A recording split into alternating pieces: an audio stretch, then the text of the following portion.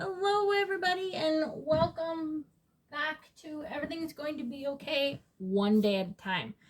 It's me, Trisha. I hope everyone had a fabulous weekend. I hope you are well. If you are not, I hope you get well soon. But I appreciate you tuning in with me today.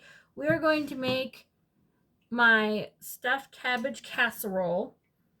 Normally, I do regular stuffed cabbage, but I don't have a cabbage, and I was given the tricolor casserole mix from the food pantry, so we're going to use that. There are just a few things that I'm using today that did not come from the food pantry, like this avocado oil. That's what I prefer to cook with, and the diced tomatoes. And then a few spices here and there did not come from the food pantry. And I will try to remember to tell you if I can remember. So, anyway, if you are wanting to make this recipe, I will go over all the ingredients with you. And so you can cook along with me, save the video for later, but this is what I use. So, I have a pound of ground beef and a pound of ground turkey. My recipe does call for veal, but I don't care for veal, and it's also very expensive, so I just use ground beef and ground turkey. I have used ground chicken, but I would make sure, if you were to use this, I'd make sure you had a higher fat meat, such as a ground beef, than two very lean, like a venison, a ground turkey, a ground chicken. So I would definitely do a beef and or a turkey, chicken, or venison. Tastes delicious. Either way, I've done it all ways. So this is just how I prefer it and my family prefers it. I have a bag of tricolor coleslaw. This is 14 ounces. I don't know if I'm going to use all of this. Just depends upon what will fit in the pot. An onion. We have a can of condensed mushroom soup, a can of tomato soup, 1 can diced tomatoes. We'll use a little bit of avocado oil, salt and pepper, and I need to step aside here for a moment. And we're going to do, that's not what I wanted. Where is it? There it is. Some garlic powder, as well as a little bit of Italian seasoning. And I don't need a lot, we just need a little bit. And I like to add just a teeny bit of paprika, just a teeny bit. So, this is my pot. It is I think it's Tasty brand. It's been well loved. And we're going to continue using it until we can no longer use it, because that is how we do things in this house. But I think this is a maybe 5 to 7 quart pot. So this is what we're going to start out with. So I'm going to put it on my stove. I am not far from you. I don't have a tripod. You are literally sitting in my my girls' drink cupboard. Their cup cupboard. I'm currently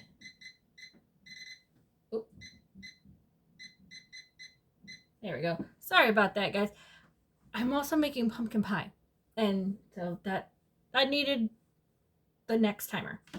Anyway, yeah, you're hanging out there. That's why it may look a little funny, but I appreciate you guys just hanging in there with me until I can get a tripod or something I can prop up and you guys can watch a little better. But until then, this is what we're doing with. So let's get started. So I'm going to turn on my heat to a medium high. I have mine at a 6, and I'm just going to dump a couple, like a tablespoon or 2 of the avocado oil in the bottom of my pan. So I have a meat chopper, I have my knife, and I have this slotted spoon for once everything is cooked. That's just gonna chill out on my stovetop over there. So first we're gonna open up our ground beef.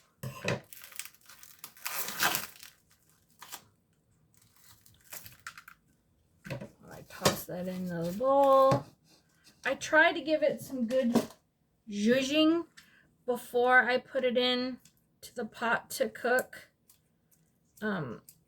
You can just dump it in there. I mean, I have before. I've just dumped it right on in the pot. And that's fine. But I also like to zhuzh it up a little bit so that you're not getting just a chunk of turkey or just a chunk of ground beef. Wash the hands.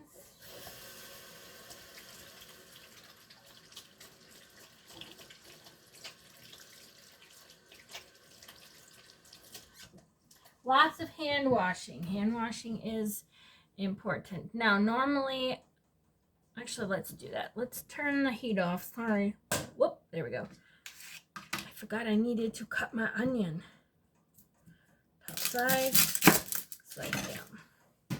These are very strong onions I got from the food pantry. Like, woo, they're strong. Don't laugh at my knife skills. They are not the best. Especially from someone who knows proper knife skills. I just can't. When I bake, it's different. I try to keep very particular. But when I'm cooking, I think maybe we're gonna do half of this onion. I was thinking of doing the whole one, but we're gonna do half. Tip. You get more stability when you cut it the half round in half, you'll get more stability if you flip that last half over. All right, so we'll leave that, put that away. Bye-bye to the knife. We no longer need her. I'm not even gonna go there. Ooh. That was easy. All right, now just a little zhuzhing. Make sure my oven is, here we go. Not oven, stovetop. I have the words. I'm just gonna give it a zhuzh. Now this is still kind of frozen. So we're just gonna break that up. Your hands will freeze if it's still like that, so be forewarned. I don't have any gloves, but I did take my rings off so that they didn't get full of raw meat. I just, I like to give it a good squish. All right. Sorry if that was loud, guys. So we are going to wash hands and then dump this into the pot with the onions. Because I can hear them starting to sizzle. That is a good sound. Ooh, nice warm water on my freezing cold hands. It is a dreary day outside here today. If you were curious, I am in southern Ohio. Dump this into the pot. Plop. I'm going to take my meat masher and get the other remaining bits out from inside the bowl. If you don't have one of these meat mashers, I highly recommend getting them. They are a huge lifesaver. They make my life so easy when I'm chopping up meat, like for tacos or spaghetti. It's amazing. I love it. I will never not have one. I'm going to quickly wash up this bowl. Hot soapy water.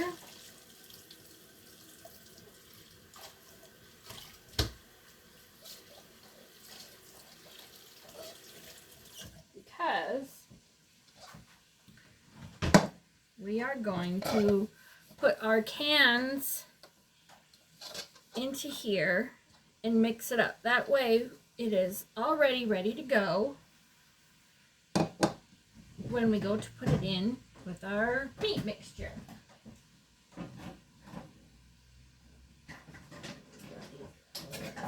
Whisk. Gonna get down to some whiskey business, guys. All right, so we're gonna open up our can. I'm sorry if you can't see everything. I'm really just trying to do my best, okay? So a can of cream and mushroom soup. Is it the best? No. But is it gonna feed my family? Yes. Is it gonna sustain us? Yes. And that is what matters.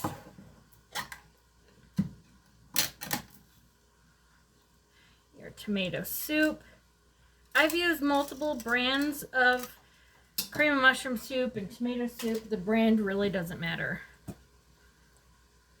Yeah, so we're going to fill this cup, the can, we're going to fill this 3/4 of the way up.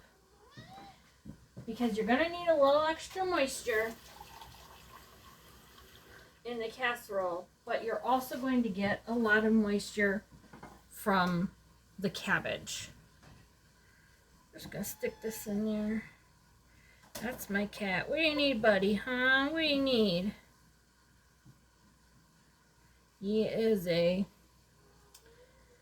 almost 5-year-old black cat. We got him from the shelter. His name is Shadow, and he's a huge pain in my butt. In goes the water. Gonna give this a zhuzh.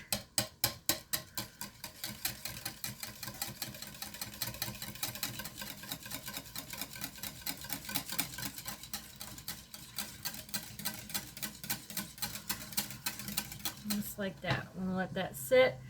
Come and mash up the meat mixture. I'll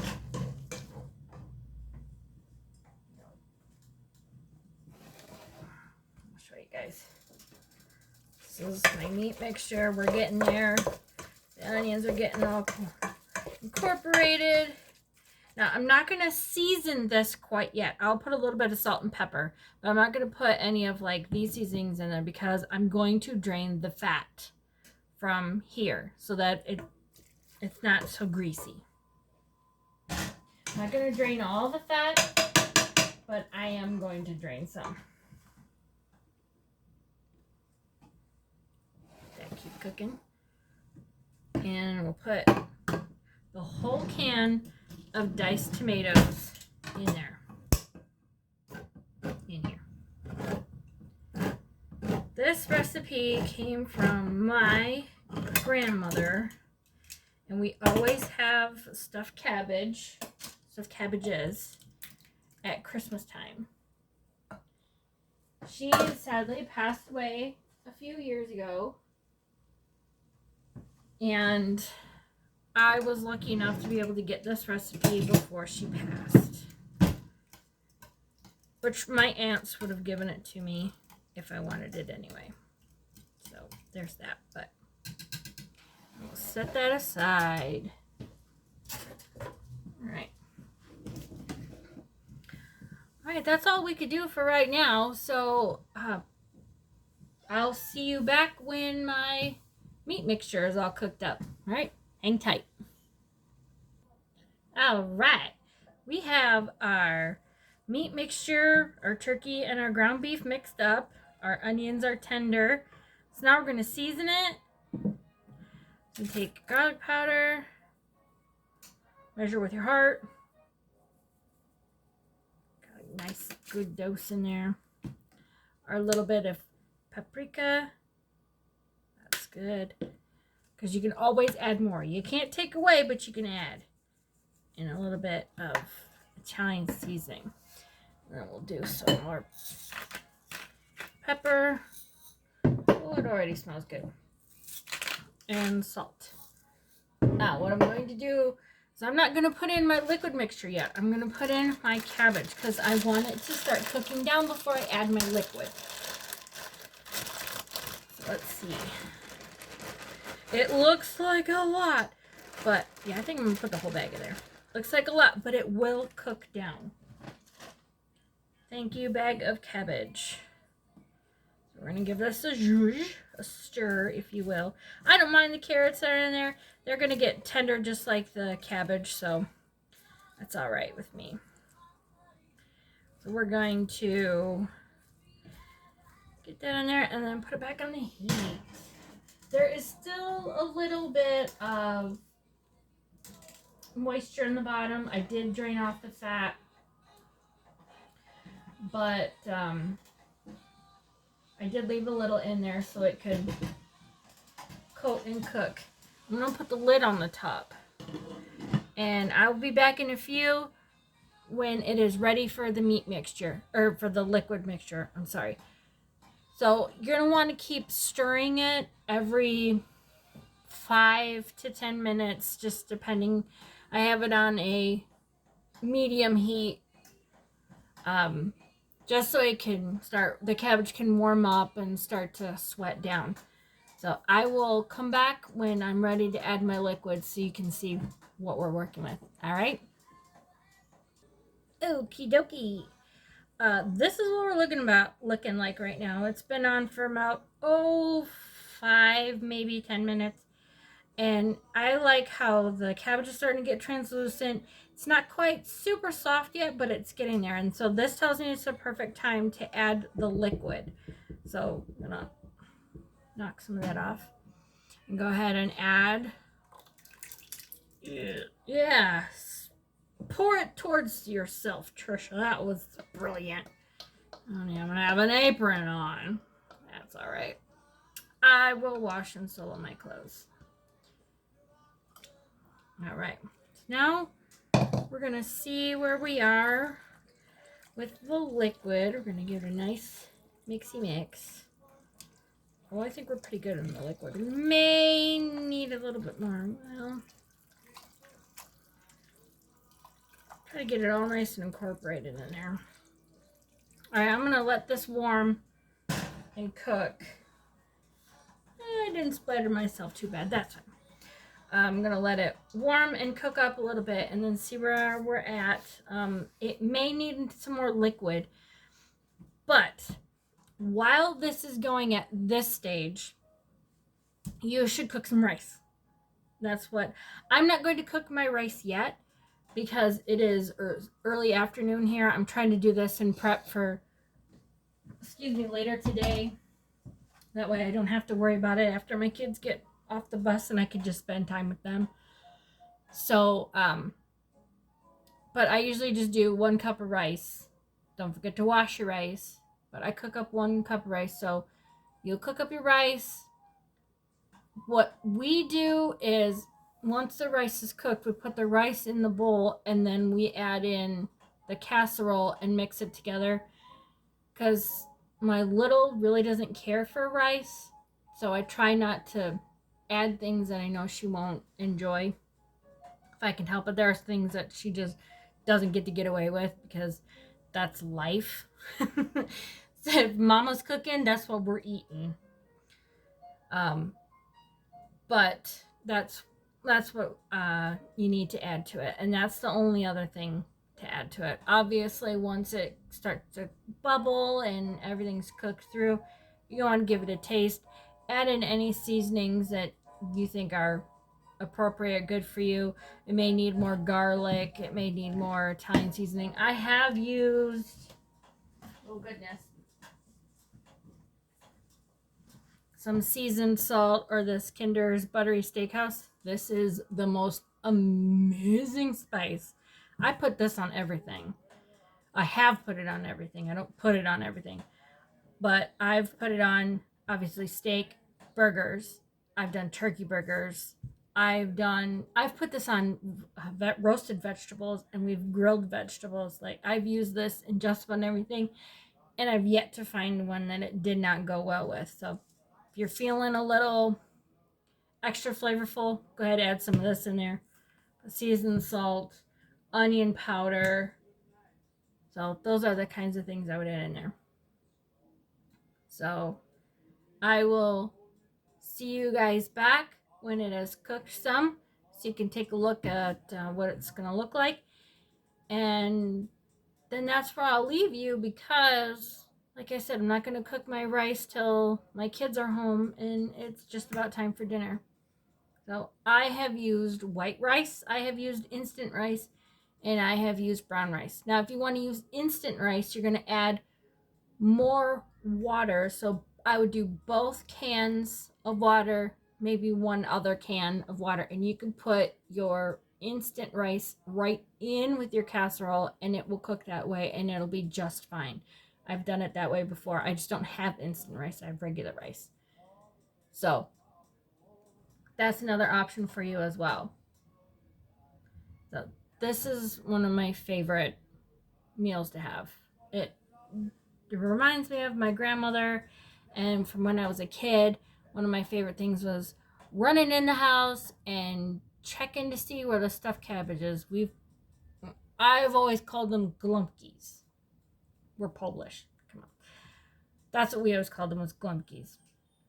So, and this is an easier take on making it than actually rolling them in the cabbage leaves. But I have done that. If you want to do it that way, you would get a couple of heads of cabbage, especially if they're small. If they're smaller, you're going to need more than one head of cabbage.